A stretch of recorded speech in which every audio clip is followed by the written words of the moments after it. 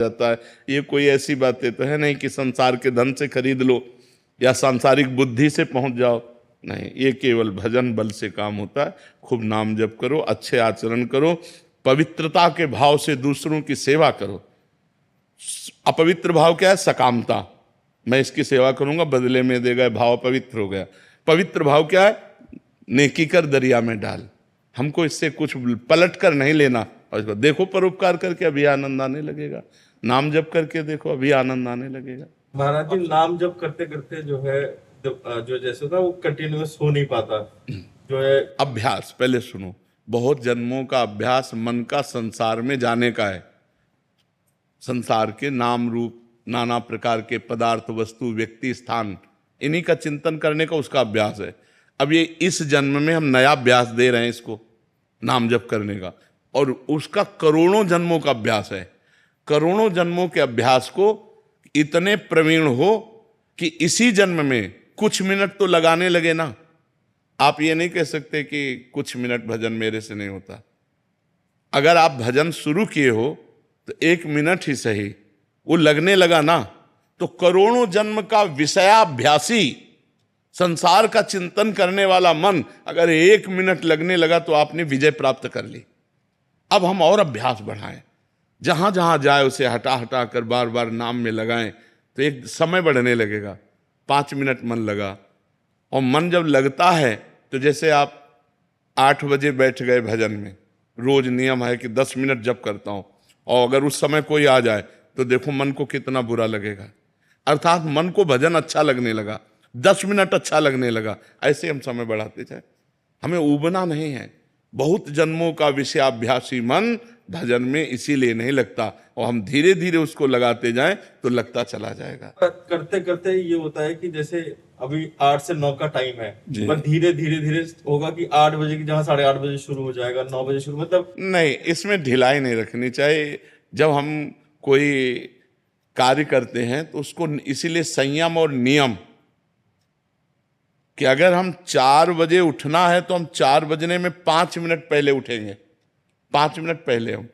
अगर हमको सत्संग में 7 बजे जाना है तो हम 7 बजने में 5 मिनट पहले दरवाजे पे खड़े हो जाएंगे। उसे कहते हैं नियम वाला आदमी। हम फेल नहीं होंगे। अगर हम 8 से 9 बजे तक भजन करते हैं तो 9 बजने में 5 मिनट कम है, हम माला नहीं रखेंगे। 9 बज कर के चाहे 1 मिनट हो तभी हम उठेंगे। हम 1-2 मिनट ओवर उठेंगे, नीचे नहीं होने देंगे। जिद्दी स्वभाव, हठी स्वभाव, नियम का स्वभाव, तब मन को वश में किया जाता है। इसके लिए छूट नहीं कि यार आज तो 8:30 बजे शुरू कर दे, चलो आज छोड़ देते हैं, कल 2 घंटा कर लेंगे। ऐसा नहीं, आज का जो समय गया वो जीवन में नहीं आएगा दोबारा। हमारा जो वर्तमान का सेकंड गया, जो मिनट गया, वो दोबारा लौट कर नहीं आएगा। इसलिए इसे सार्थक करना है। राधा राधा राधा। कभी कभी ऐसी विषम परिस्थिति आ जाती है गृहस्थी में, जैसे मान लीजिए छोटी बच्ची है, कुछ ऐसा अकस्मात अचानक उसके साथ घटना हो गया, उस समय दिमाग एकदम विचलित हो जाता है कि इसको बचाए, क्या होगा क्या नहीं, तो उस समय भगवान का चिंतन नाम सब छूट जाता है। अगर भगवान का चिंतन करो तो उसी समय निर्णय सही आ जाएगा। हर जीव को अपने कर्मों का फल यहां भोगना होता है। बिना कर्म भोग के जीव का कुछ नहीं होगा। जैसे आप देखें कि ये घटना तो अभी 10 वर्ष का ये बच्चा है, इसका क्या पाप हो सकता है? बच्चा तो 10 वर्ष का है, लेकिन जीव पुराना है, जीव पुरातन है। मानते हो ना? जीव तो पुराना है ना। कपड़ा उसको बच्चा या बच्ची का नया मिला है, तो उसको अपने कर्मों को भोगना पड़ेगा। अगर ये लिखा है कि 10 लोग मिलकर के उसको प्रताड़ित करेंगे, तो वही 10 लोग आएंगे जो उसके पूर्व के शत्रु हैं, और वही 10 लोग उसको प्रताड़ित करेंगे। हृदय सह नहीं पाता है। हाँ, तो अब यही तो भोग भोगना है।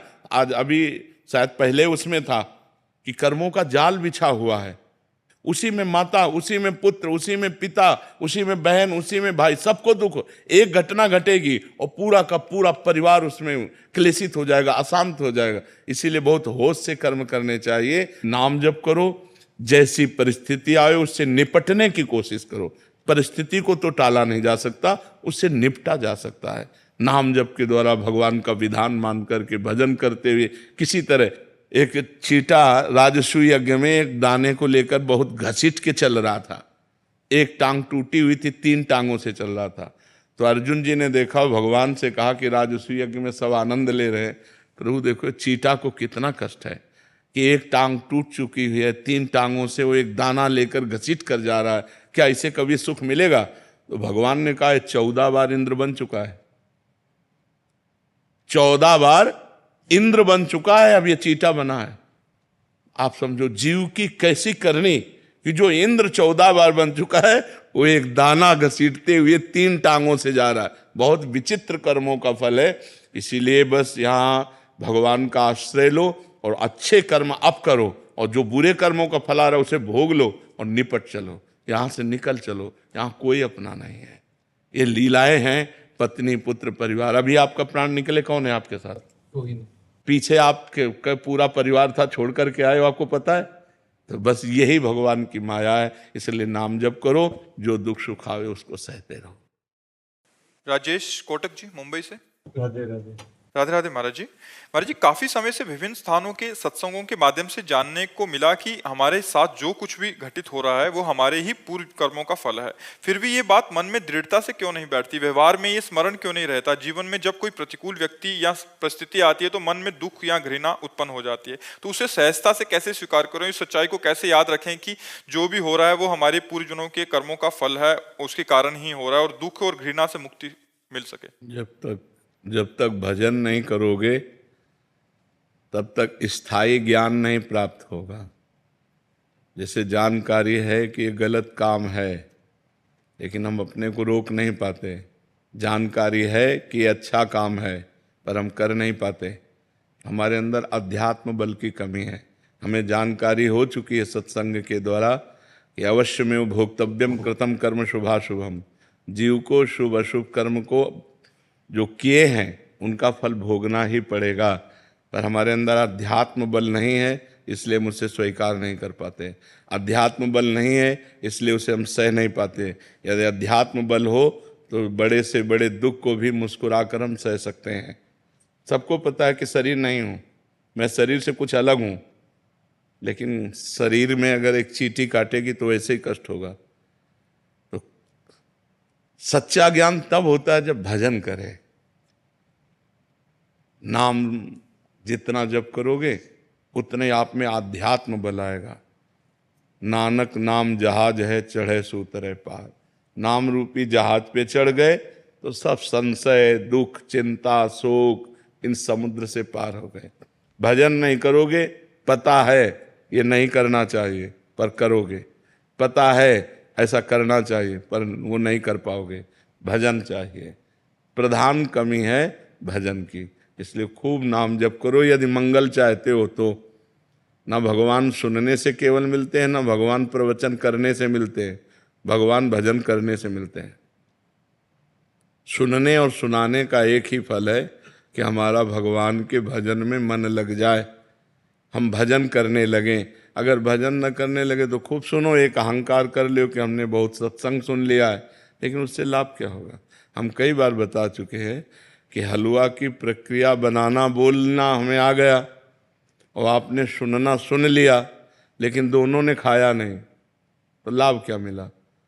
तीसरे ने बनाकर जो प्रक्रिया सुनी बनाया और खाया, अब उसको आनंद मिलेगा। ऐसे ही भगवान का भजन का सत्संग का हम लोग खूब श्रवण करते हैं, प्रवचन करते हैं। प्रवचन करने वाले ने भगवत साक्षात्कार नहीं किया और सुनने वाले ने भगवत साक्षात्कार नहीं किया, तो दोनों बेकार ही तो हो गया। हलवा की केवल प्रक्रिया बोलना या केवल सुन लेने से तृप्ति नहीं होगी, भूख नहीं मिटेगी। बनाओ फिर डट के खाओ, तब उससे तृप्ति होगी। तो ऐसे डट के भजन करो, हट के भजन करो, भोगों से पाप से हट के भजन करो और खूब जिद्दी स्वभाव रख के डट के भजन करो, अभी आनंद आ जाएगा। केवल सुनने से काम नहीं चलेगा, खूब नाम जप करो, तब उससे लाभ प्राप्त होगा।